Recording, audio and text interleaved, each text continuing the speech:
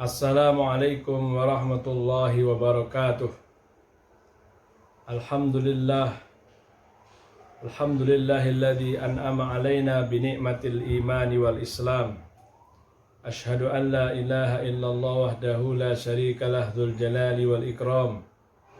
Wa ashhadu anna sayyidana Muhammadan abduhu wa rasuluhu khairul anam. Allahumma salli ala sayyidina Muhammadin wa ala alihi wa sahbihi wa man tabi'ahum bi ihsanin ila yaumi yafnal alam. Amma ba'du fa ya ibadallah, usikum wa iyaya bitaqwallahi wa ta'ati faqad fazal muttaqun. Ya ayyuhalladzina amanu taqullaha haqqa tuqatih wa la tamutunna illa wa antum muslimun.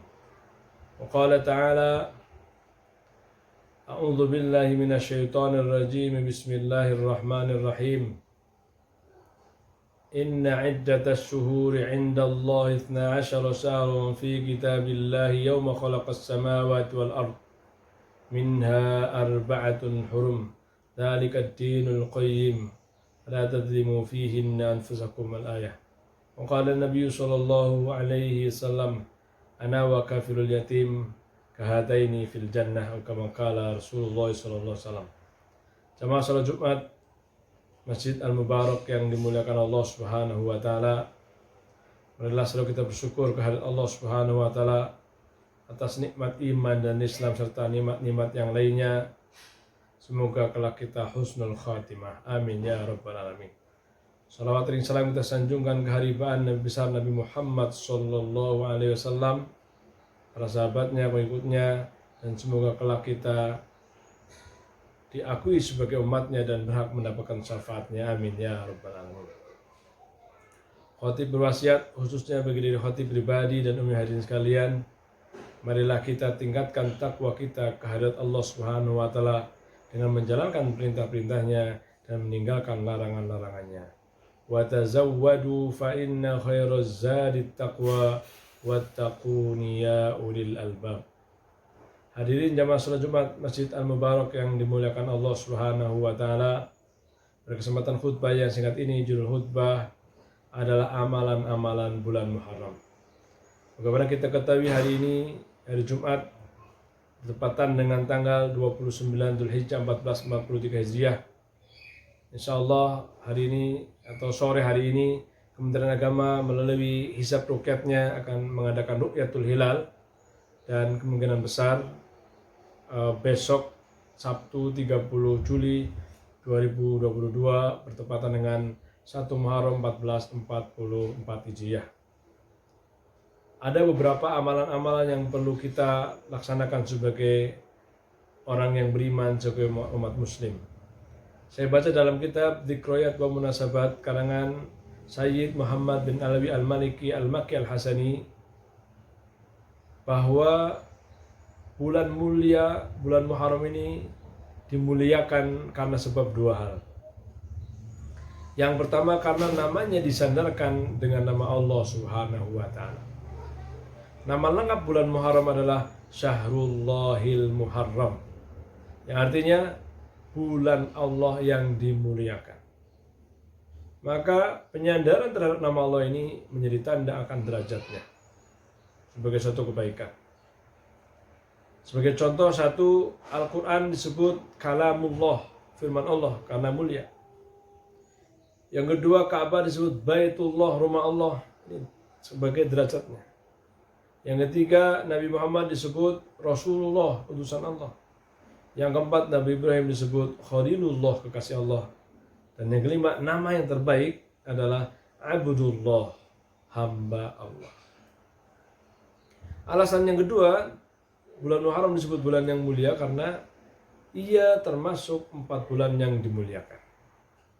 Inna iddatas syuhuri 'inda Allah 12 syahran fi kitabillah yawma khalaqas samawati wal arda minha arba'atun hurum. Surah At-Taubah ayat 36. Inna iddatas syuhuri 'inda Allah 12 syahran fi kitabillah. Sungguhnya bilangan bulan di sisi Allah Subhanahu wa taala 12 bulan. Yauma khalaqas samawati wal arda, semenjak Allah menciptakan langit-langit dan bumi. Minha arba'atun hurum, 4 diantaranya adalah bulan yang mulia. Dalam tafsir hadis dan juga syarah-syarah dari ayat ini menunjukkan atau ada satu keterangan bahwa salasun mutawaliyatun wa wahidun fardun. 3 diantaranya adalah berurutan dan 1 sendirian. Yang berurutan adalah Dzulqa'dah bulan ke-11, lalu Dzulhijjah bulan ke-12 dan Muharram bulan pertama. Dan yang sendirian adalah Rajab bulan, kalau nggak salah, bulan ke-7. Selanjutnya amalan-amalan bulan Muharram. Masih dalam kitab Dzikrayat wa Munasabat karangan Sayyid Muhammad bin Al-Maliki disebutkan bahwa amalan utama di bulan Muharram adalah hijrah. Hijrah yaitu berpindah atau meninggalkan. Meninggalkan maksiat menuju taat. Meninggalkan dosa menuju pahala.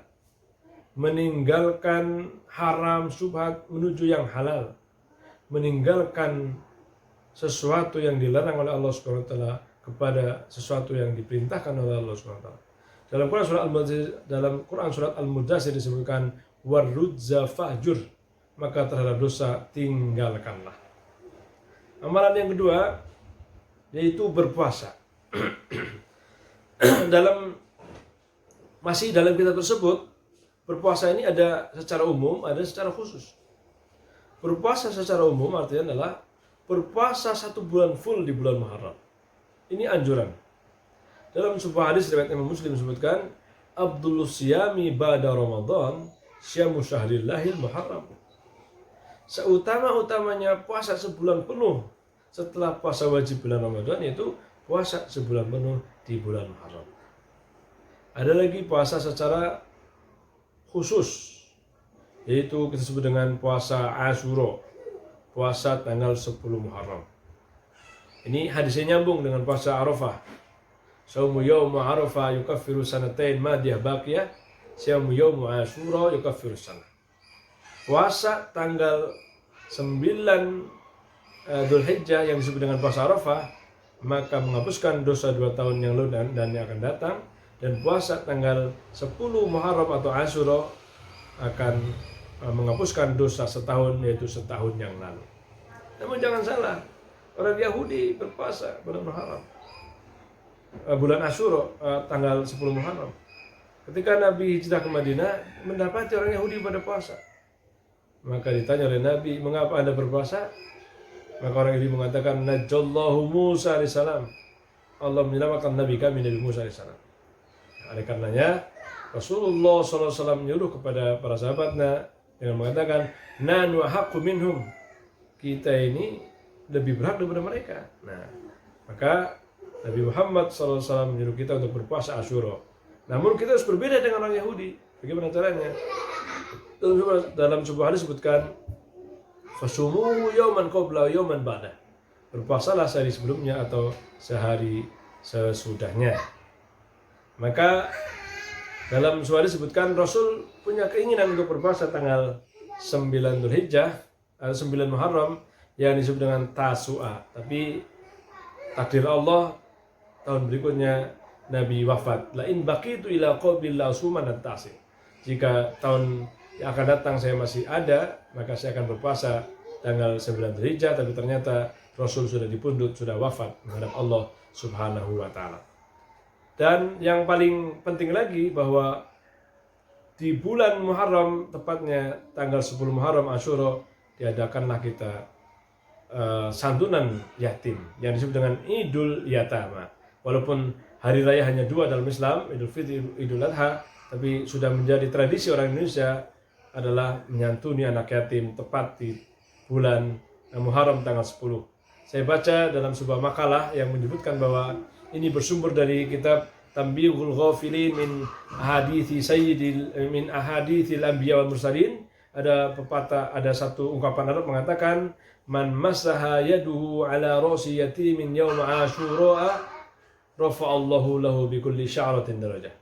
Yang artinya, barang siapa yang tangannya mengusap rambut anak yatim pada bulan Asyura, maka pada tanggal 10 Muharram atau hari Asyura, maka tiap-tiap rambut yang diusapnya menyebabkan diangkatnya derajatnya. Maksudnya adalah dengan menyantuni anak yatim. Jamaah sholat Jumat Masjid Al-Mubarak yang dimuliakan Allah Subhanahu wa Ta'ala, mudah-mudahan sebagai pengurus masjid bisa melaksanakan santunan yatim ini tepat pada tanggal 10 Muharram, yaitu pada tahun ini Senin 7 Agustus 2022. Barakallahu li wa lakum bil Qur'anil azim wa nafa'ani wa iyyakum bima fihi minal ayati wa dzikril hakim wa qur rabbi fir warham wa anta khairur rahimin.